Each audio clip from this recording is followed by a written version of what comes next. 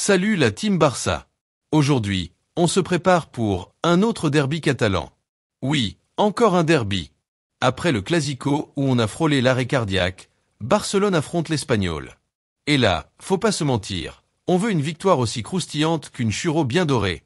Allez, donnez un pouce bleu et abonnez-vous, ça me donnera l'énergie pour affronter ce derby comme un vrai supporter.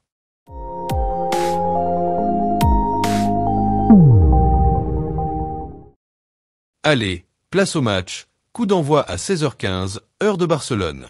Et oui, encore un horaire bizarre, mais c'est pas nous qui faisons le calendrier. Barça est toujours numéro 1, 30 points en 11 matchs. Pendant que le Real se demande comment ne pas glisser dans une flaque d'eau, nous, on a l'occasion de creuser un fossé entre eux et nous. Imaginez leur tête en voyant un écart de 9 points. Le Real en panique, c'est toujours le petit plaisir du dimanche, non? Quant à l'Espagnol, ils sont 17e. Ils nagent à contre-courant pour éviter la relégation. Mais bon, on sait bien qu'ils vont tout donner dans ce derby. Genre, c'est un peu comme s'ils s'accrochaient à une frite dans une piscine olympique. Mais quand même, c'est un derby. On a déjà pris le titre sur leur terrain l'année dernière. Et pour être honnête, je suis encore ému par cette image où nos joueurs célèbrent avec des sourires jusqu'aux oreilles pendant que, disons qu'ils ont fait la grimace. C'était magique, n'est-ce pas? Côté blessure, attention, j'ai du lourd. Nos chers joueurs ressemblent un peu à des figurines en porcelaine ces jours-ci. Araujo, toujours à la clinique pour un petit repos prolongé. Il commence à être pote avec les médecins là-bas. Mais rassurez-vous, il récupère bien. Eric Garcia, lui, s'est blessé, mais on ne sait pas vraiment comment. Peut-être un faux mouvement en jouant à FIFA? On espère juste que nos remplaçants tiendront la baraque. Alors, d'abord parlons de notre cher Frenkie de Jong. Ce gars, on dirait qu'il a le ballon qui lui colle au pied comme du chewing-gum sous une chaussure.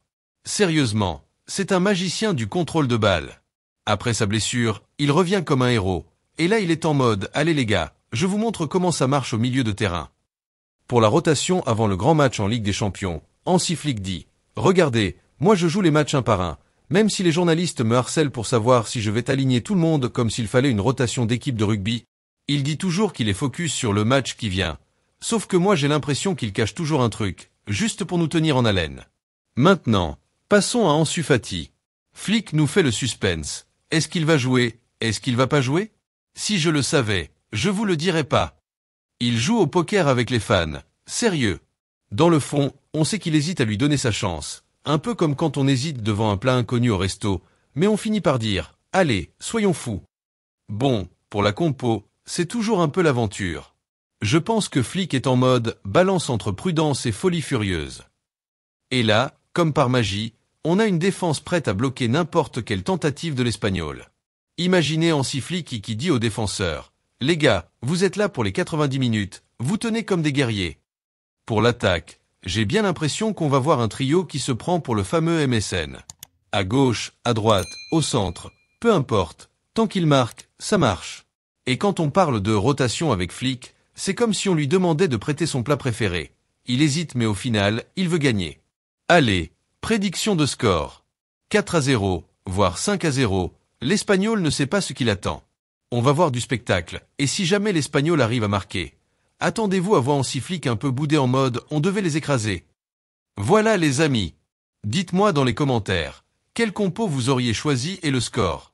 On se retrouve dans le débrief d'après-match. Allez, ciao.